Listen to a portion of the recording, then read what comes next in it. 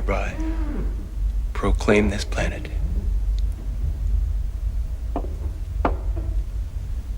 Trumania of the Burbank Galaxy.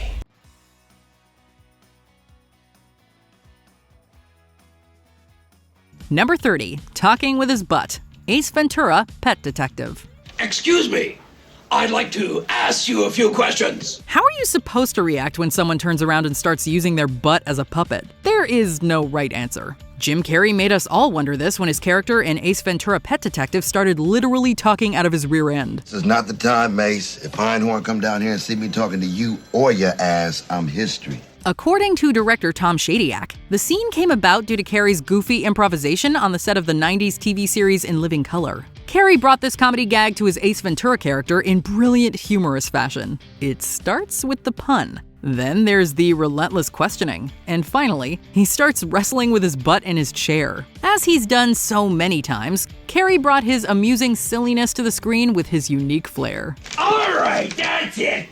Now it's my turn. 5 minutes alone. That's all I need. Come on. Number 29, Sidewalk Trip. Liar, liar. You know why I pulled you over? Depends on how long you were following me. Cursed to break his lying habits and only tell the truth for an entire day, Jim Carrey's character Fletcher finds himself in a whole lot of trouble. After admitting a slew of traffic offenses to a police officer, he gets his car impounded. I sped. I followed too closely. I ran a stop sign. I almost hit a Chevy. I sped some more. I failed to yield at a crosswalk. I changed lanes in the intersection. I changed lanes without signaling while running a red light and speeding! Fletcher then gets a taxi and heads over to see his ex-wife. When he arrives at the house, he gets out and trips on the sidewalk as he runs toward her. Carrey actually tripped by accident here. This was not in the script, but given how frantic his character is in the scene, it made sense. So it remained in the movie. Wait, oh, hold on. Wait. Wait, I just had an insight into myself. I'm crazy. Number 28, Smokin', The Mask. Smokin'!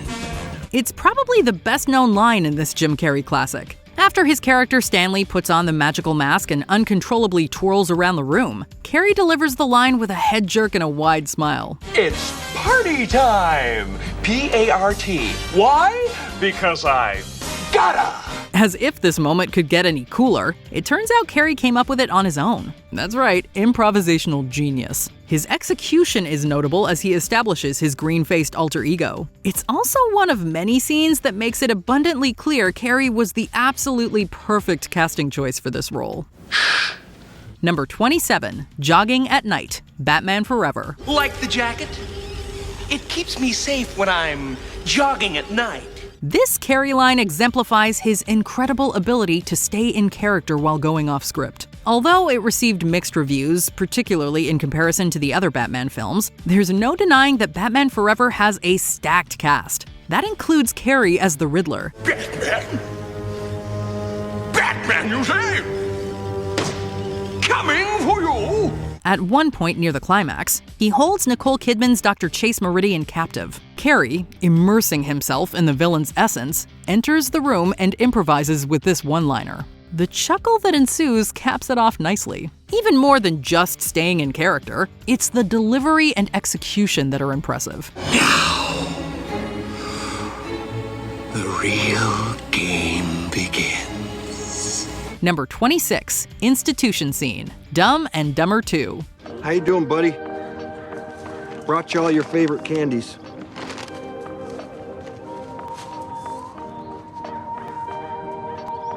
Come on, Lloyd, you gotta get over her.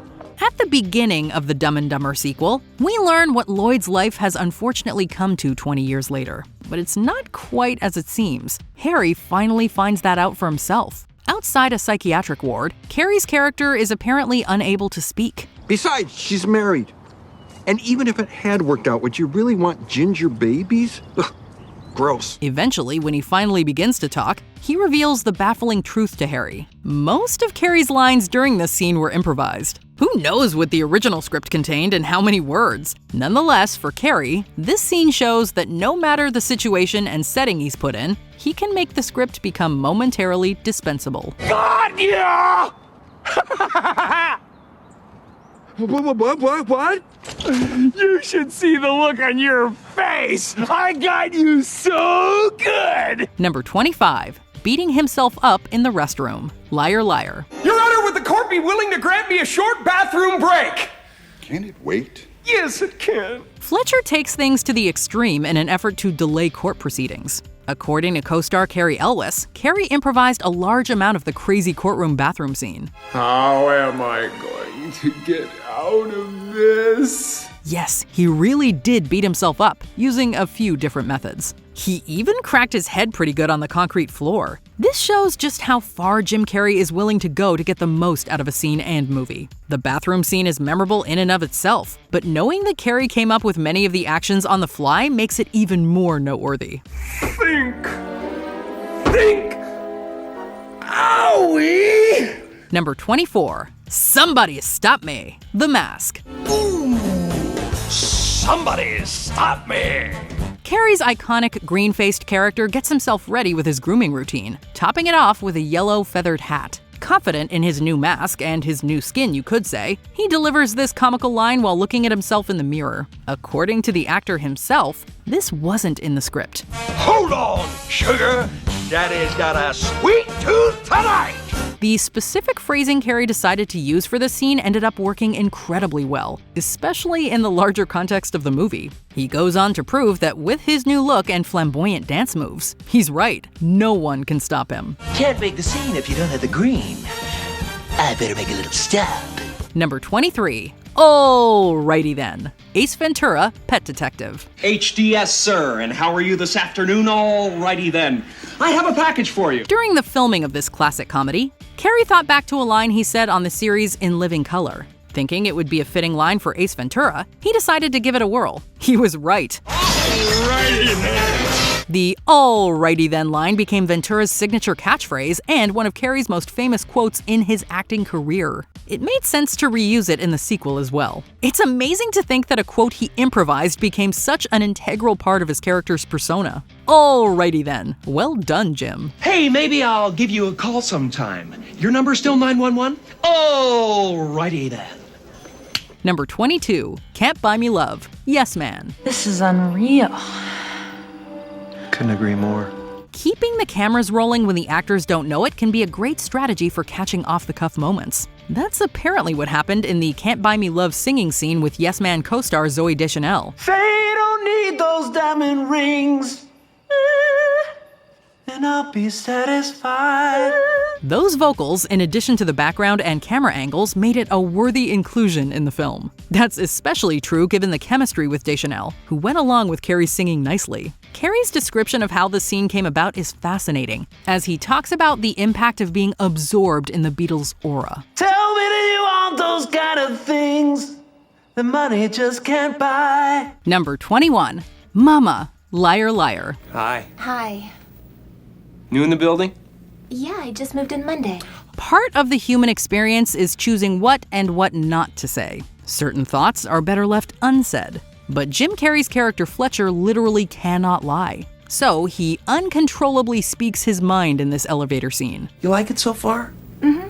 Everybody's been real nice. Well, that's because you have big jugs. When he steps into the elevator, he sees an attractive woman, and he just can't stop himself from verbalizing his dirty thoughts. Toward the end of the awkward interaction, Carrey improvised. This one-word ad-lib, including the ensuing noises, turned out to be rather funny and suitable to the scene and character, so it was put in the movie. I mean, your boobs are huge.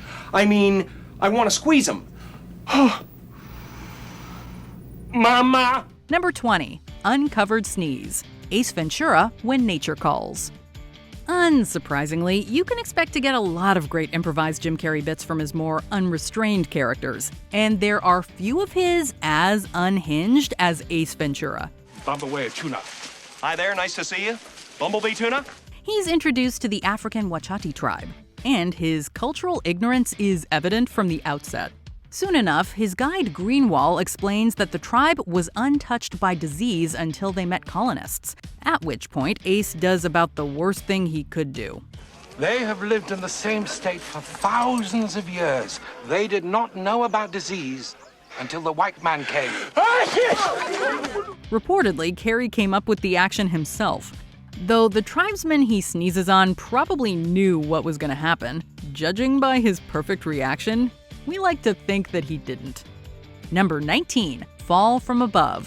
Fun with Dick and Jane. Fun with Dick and Jane is a remake that's gone mostly forgotten among the Carrey community, and probably for good reason. But if there's evidence that Carrey can stay in the moment when a bit goes wrong, it's this one. Yes, Mrs. Williams, this is Officer Red Green of the MVPDL. And we've recovered a stolen vehicle that is registered in your name, and we'd appreciate it if you could come down to the impound lot and... What? My car's been stolen?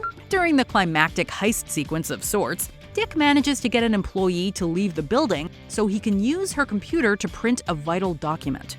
However, another employee walks into her office, and Dick hides by hanging from the ceiling.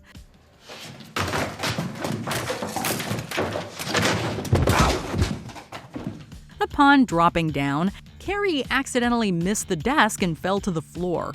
Rather than break character, however, Carrey completed the scene by grabbing the printout, proving his dedication to any project he's in.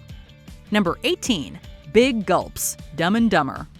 Sometimes all you need is to be in the right place at the right time for memorable comedy to sprout up.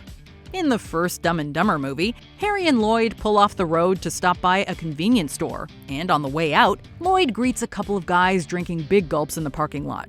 Hey guys! Oh, big gulps, huh? All right. Well, see you later. Not only did Jim Carrey improvise the brief one-sided exchange, but the gulpers weren't even paid extras. They just happened to be two bystanders in the area watching the film shoot. Probably sensing the potential for improvisational gold, director Peter Farrelly decided to put them in a shot before Carrey predictably proved him right. Some people just weren't cut out for life on the road. Number 17, Trying to Have Fun, Kick-Ass 2. While Jim Carrey ultimately came to denounce Kick-Ass 2 over the level of extreme violence displayed, that doesn't mean he didn't put in a memorable performance. As Colonel Stars and Stripes, Carrey's character leads a newfound coalition of superheroes known as Justice Forever. And just before their first mission, he gives them some sound advice. Everybody else, spread out, catch the strays. Oh, and try to have fun. Otherwise, what's the point? It may seem like a small moment, but the line turned out to be a recurring clip in the marketing campaign, selling Carrey's inclusion in the film. As an added bonus, Carrey improvised another line later in the scene, taunting a criminal while using his dog to interrogate him. Ow, it hurts! Yeah, there's a dog on your balls. Number 16, Dinner with Me, How the Grinch Stole Christmas. Much like Ace Ventura and Lloyd Christmas, we're going to be seeing a lot of the Grinch on this list. Now about those who's inviting me down there on such short notice. Even if I wanted to go, my schedule wouldn't allow it. Seeing as the Grinch spends a good deal of the movie speaking to himself, not to mention his trusty dog Max, it's only sensible that some of the best lines came from Carrey riffing on the spot. When the Grinch tries to come up with excuses for not returning to Whoville, he lists a lot of hilarious schedule items. But arguably the best one, the Dinner with Me line, Carrey came up with on his own. 5:30, jazzercise. 6:30, dinner with me. I can't cancel that again. Each of these lines is like a mini joke wrapped in a bigger one, exemplifying how few words Carrey needs to be funny. Number 15, Asking Sons for a Kiss, Me, Myself, and Irene. No way, Dad. Hey, Pops, how you doing, man? The whole premise of Me, Myself, and Irene is a man whose second personality makes him very unpredictable. Say what you will about the inherent humor in that, but Jim Carrey's managed to be unpredictable for his entire career, and we love him for it. One such example is when his character Charlie from this 2000 black comedy sets out on his day and says goodbye to his adoptive sons. Kisses? Daddy. See you later. Love ya. While kisses goodbye might seem normal, Carrey reportedly ad-libbed this moment on the spot, making it even funnier. What's more, the three actors, including a young Anthony Anderson, go through with it without breaking character. Now that's 4 great improvisers for the price of 1. Number 14, Milo Scenes, The Mask. Between Eisenhower from Kick-Ass 2, Max from The Grinch, and Milo from The Mask, Jim Carrey definitely knows how to work with dogs. In one scene from The Mask, Carrey's Stanley frantically tries to hide the money he stole with a frisbee, Only Milo has other ideas. Hey! Milo, no! Stop it! I'm coming! Okay, I'm coming! I'll be right there! Reportedly, Milo wasn't supposed to initiate a game of tug-of-war, so Carrie's frustrated reactions were conjured on the spot. But Milo, coincidentally also named Max in real life, clearly knew it would only add to the scene. Later, when Stanley's in jail for the aforementioned crime, he tries to get Milo to scurry up a wall and help him escape. When he initially can't, Carrey also reportedly ad-libbed some of his exasperated reactions. That's it! You can do it! Come on! Come on! Come on! Come on! Milo, put some effort into it! Number 13, Landing on the Moon, Dumb and Dumber.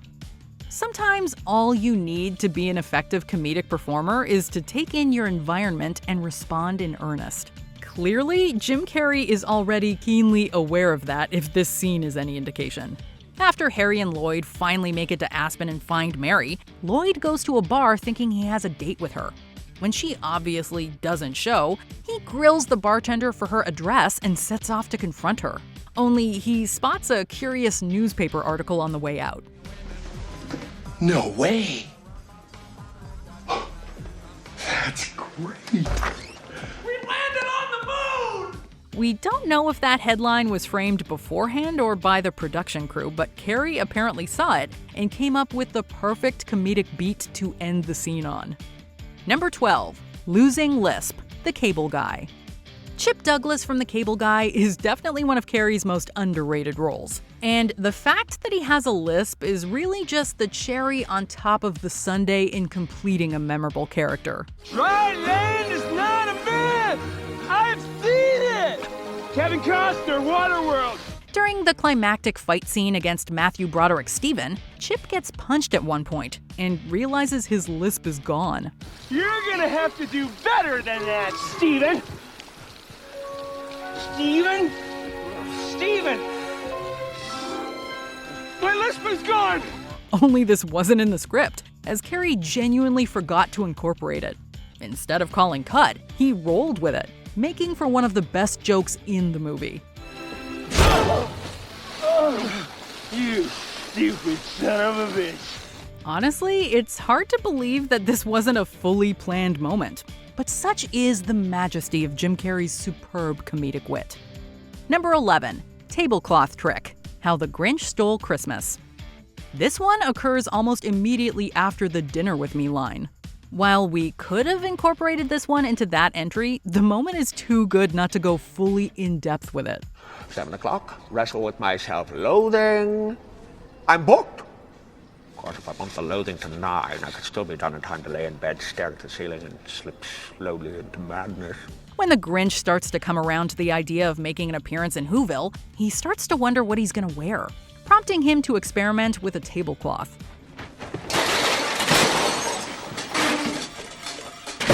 While the script had everything on the table go flying immediately, Carrey accidentally performed the tablecloth trick perfectly. Making the joke even better, Carrey went back and had the Grinch knock over everything himself.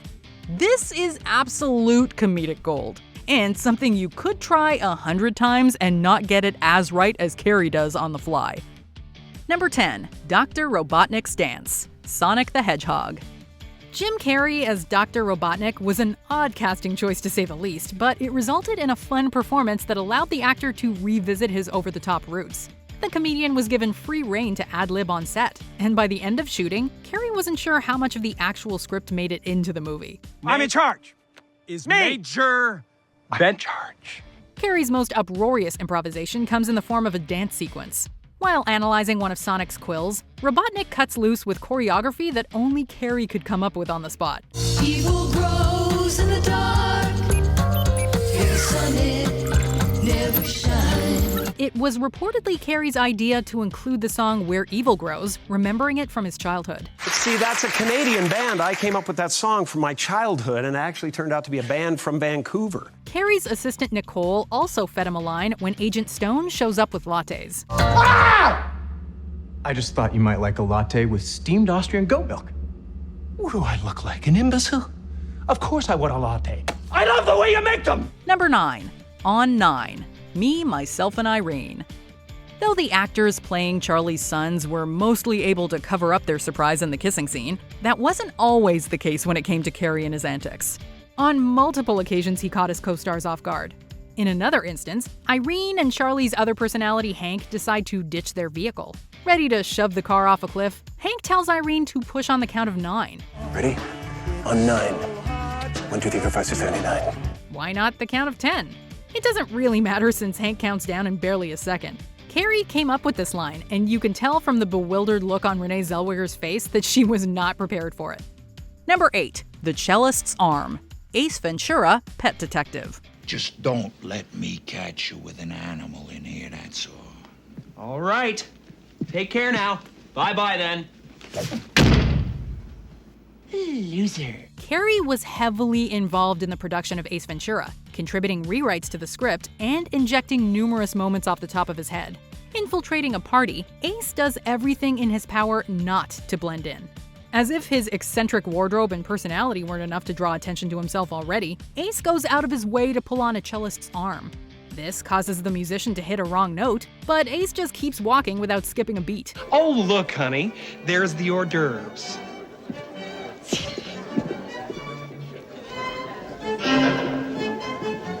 Carrey threw in this random moment without preparing anyone, least of all the cellist. Even when given the most straightforward direction, Carrey can't resist sprinkling in something extra. I'm gonna execute a button hook pattern super slow-mo.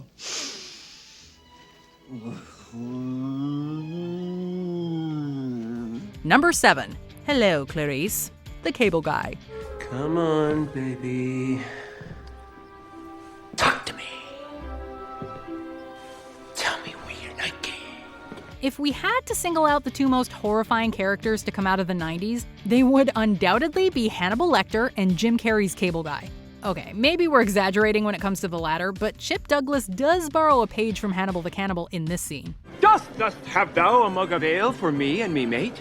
He has been pitched in battle for a fortnight, and has a king's thirst for the frosty brew, thus thou might have for thus. At a medieval times restaurant, seriously, why aren't there more of those? Chip asks Matthew Broderick Stephen for his chicken skin. Draping his face in the skin, Chip imitates Hannibal's gruesome disguise from The Silence of the Lambs. Silence of the Lambs. Hello, Clarice. It's good to see you again. You can tell that Carrey improvised this moment based on Broderick's reaction. As Carrey covers his face with poultry, Broderick is unable to maintain a straight face, visibly breaking on screen. Number 6. Chitty Chitty Bang Bang. Ace Ventura, When Nature Calls. Once again, Carrey had the creative freedom to go wild as Ace Ventura. Fulton Greenwall is completely unprepared when Ace decides to take a shortcut. Likewise, actor Ian McNeice wasn't expecting Carrey to suddenly burst out singing Chitty Chitty Bang Bang. Having forgotten his lines, Carrey ad-libbed with the theme from the Dick Van Dyke musical adventure. Oh, you, pretty chitty bang bang, chitty chitty bang bang, we love you. And our pretty chitty bang bang, chitty chitty bang bang loves us too. Hi. Way to make an already stressful situation even more unhinged. We're not sure what's more impressive, Carrey's manic improvisation skills or the fact that McNeice didn't break out laughing. Director Steve Odekirk chose to keep the scene since Carrey and McNeice managed to stay in character throughout. As Carrey hits the song's final note, however, McNeice can be spotted cracking a smile as he covers his ears.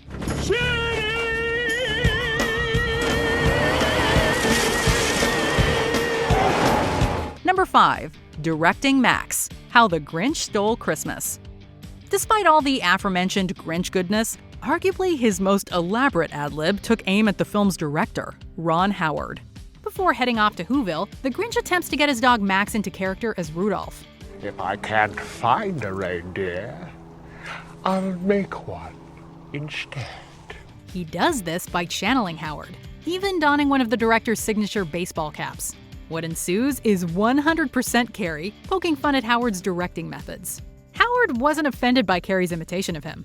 On the contrary, Howard found it so hysterical he couldn't leave it out of the picture. Brilliant! You reject your own nose because it represents the glitter of commercialism. Why didn't I think of that? Cut, print, check the gate, moving on. Of course, Howard had to cut some of Carrey's more adult-oriented ad-libs throughout the film to keep things PG.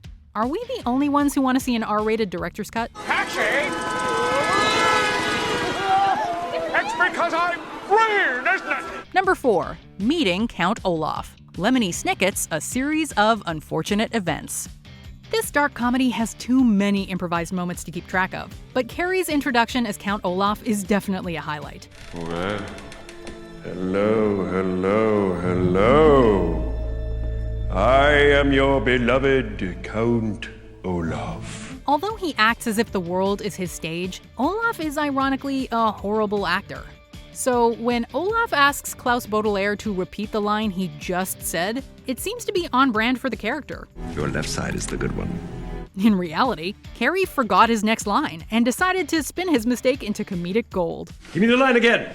Quickly, while it's fresh in my mind. Our parents just died? A confused Klaus thus says his line again, prompting a more shocked reaction from Olaf. Between the performances and the editing, this unscripted moment plays out seamlessly. Carrey is a method actor, and even when drawing a blank, he can stay true to his role. The idea. Anyway. Number 3. That one's for free. The Truman Show. Believe it or not, it was Carrey's performance as Ace Ventura that convinced director Peter Weir to cast him as Truman Burbank, one of his most dramatic roles. Weir also came to appreciate Carrey's improv talents, which can be seen in the finished film. When Truman talks to himself and the audience in the mirror, Carrey added an extra bit of whimsy to the moment. Is he looking at us? Jesus, do you think he knows? As his character pretends to be an outer space explorer, Carrey took a piece of soap and drew a helmet on the mirror. Apparently, there was another take where Carrey sketched a dress, although the astronaut attire best illustrates Truman's desire to escape from Sea Haven Island. I hereby proclaim this planet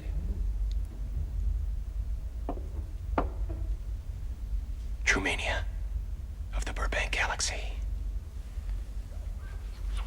Okay. Can we go? Hallway camera ready.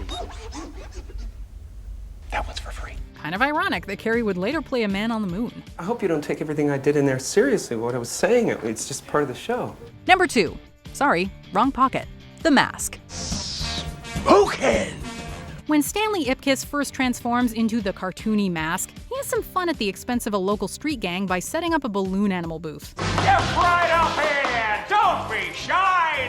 Nobody likes a Beth Leatherhead! Move it! After making one gangster a giraffe, the Mask reaches into his pocket and accidentally pulls out a soggy, used balloon. Now. Sorry, wrong pocket. Oh, wait, we just realized that was not a balloon. There goes our childhood innocence. The moment is only made more hilarious when you consider that Carrey apparently came up with this bit. Talk about being a master of improv and prop comedy. Number 1. The most annoying sound in the world. Dumb and Dumber. Hey, I guess they're right. Senior citizens, although slow and dangerous behind the wheel, can still serve a purpose. I'll be right back. Don't you go dying on me! It shouldn't come as a surprise that Carrey was entirely responsible for some of the funniest lines in this cult comedy classic. Though the aforementioned entries are genius in their own right, Carrey's most notable contribution comes during an already obnoxious car ride. Stuck between Harry and Lloyd, hired goon Mental is on the verge of cracking. So naturally, Lloyd tries to ease tensions by making the most annoying sound in the world. Want to hear the most annoying sound in the world?